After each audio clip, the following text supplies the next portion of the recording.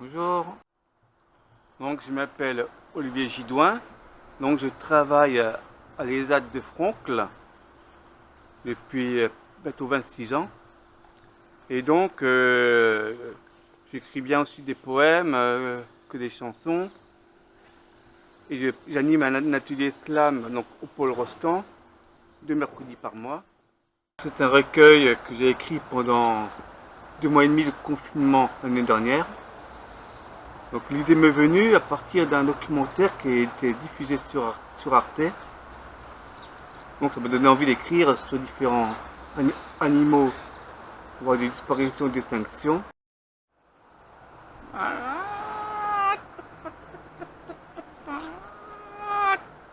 Une poule sur un mur qui piquerait du pain dur, c'est plus rigolo qu'une poule qui pond son œuf. Ce n'est pas vraiment neuf et ne ramène pas les foules.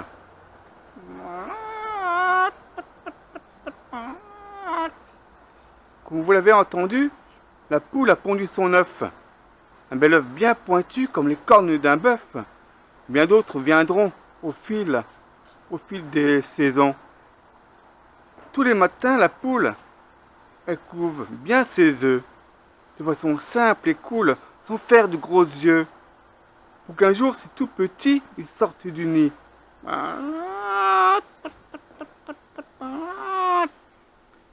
Comme vous le savez, la poule, elle vient de mettre au monde les charmantes petites boules, des poussins à la tête ronde, qui grandiront d'année en année et deviendront des poulets.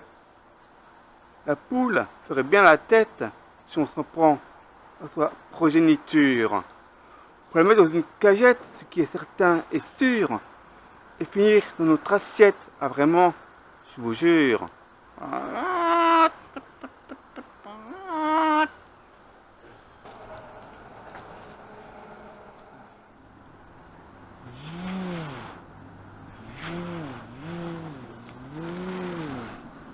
Le vol des hannetons à la lumière des réverbères est un bruit, un son qui ne date pas d'hier.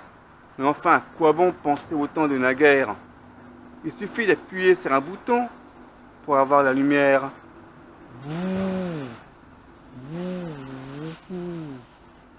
Le vol des hannetons, ça faisait un de ces bruits. Dans les rues, sous les ponts, le soir et même la nuit, que les gens, les piétons, trouvaient ça d'un ennui par rapport aux avions de la nuit qui scintillent.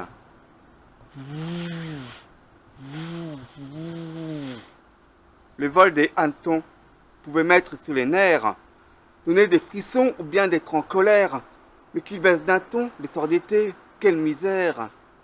Quand ils sont en profusion avec ce bruit d'enfer.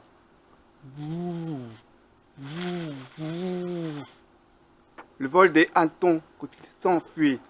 Sa montée d'un ton, franchement, je vous le dis, il avait le don de nous pousser à la folie, à tort ou à raison.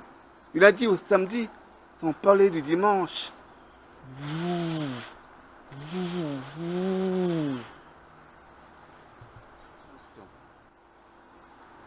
Vous faites également de la musique?